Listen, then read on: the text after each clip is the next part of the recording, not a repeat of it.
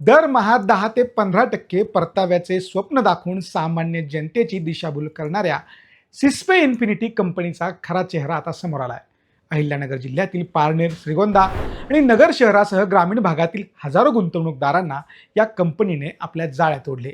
सुरुवातीचे काही महिने वेळेवर परतावा देऊन लोकांचा विश्वास संपादन केला आणि त्यानंतर सुमारे 400 कोटी रुपये उकळून एजंट व संचालक फरार झाले.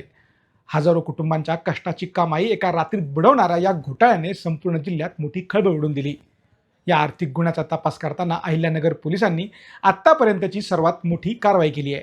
जिल्हा पोलीस अधीक्षक सोमनाथ घारगे यांनी दिलेल्या माहितीनुसार ताज्या कारवाईत 9 कोटींची रोकड आणि 156 कोटींची स्थावर मालमत्ता गोठवण्यात आली आहे.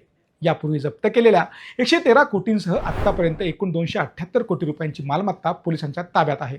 या प्रकरणी आतापर्यंत 12 आरोपींना बेड्यात ठोकण्यात आले असून त्यात 4 मुख्य संचालकांचा समावेश आहे.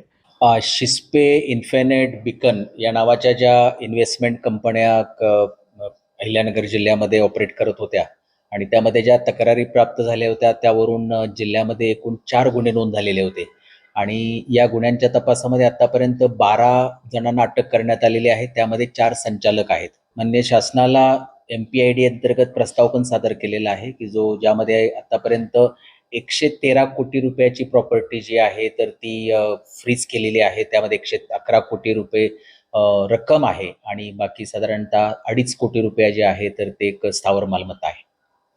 त्याचबरोबर आता परत 9 कोटी रुपये जी आहे ती रक्कम आणि साधारणतः 156 कोटी रुपयाची स्थावर मालमत्ता अशी एकूण 165 कोटी रुपयाची रक्कम जी आहे तर ती फ्रीज केलेली आहे.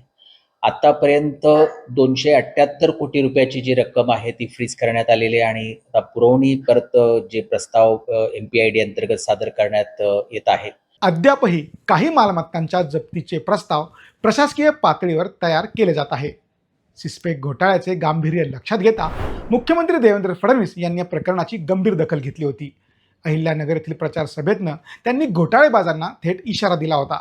ज्यांनी सर्वसामान्यांचे पैसे लुटले आहेत त्यांच्याकडनं पै न पै वसूल केला जाईल आणि कोणालाही अभय दिले जाणार नाही. मुख्यमंत्र्यांच्या या भूमिकेमुळे आणि पोलिसांच्या आक्रमक कारवाईमुळे फसवणूक झालेल्या हजारो गुंतवणूकदारांमध्ये आता न्याय मिळण्याची आशा निर्माण झाली आहे. पालकमंत्री राधाकृष्ण विखे पाटील यांनी या प्रकरणाच्या सखोल चौकशीसाठी CBIची मागणी लावून धरली आहे. कोट्यावधींचा व्यवहार आणि आंतरराष्ट्रीय धागेदोरे लक्षात घेता मुख्यमंत्र्यांनीही या संदर्भात केंद्रीय गृहमंत्र्यांशी चर्चा करून तातडीने मार्ग काढण्याचा शब्द दिला आहे. दरम्यान परदेशात पसार असलेल्या मुख्य सूत्रधारांना पुन्हा भारतात खेचून आणण्यासाठी पोलिसांनी रेड कॉर्नर नोटीसही इतर कायदेशीर हालचाली गतिमान केल्या आहेत. सिस्पे इन्फिनिटीचे हे प्रकरण केवळ आर्थिक फसवणूक नसून अवास्तव आमिषांच्या मागे धावणाऱ्यांसाठी एक मोठा धडा आहे. 278 कोटींची मालमत्ता जप्त होणे हा गुंतवणूकदारांचा मोठा विजय असला तरी जोपर्यंत शेवटच्या माणसाला त्याचे पैसे परत मिळत नाही तोपर्यंत प्रशासनाचा हा लढा सुरूच राहणार आहे.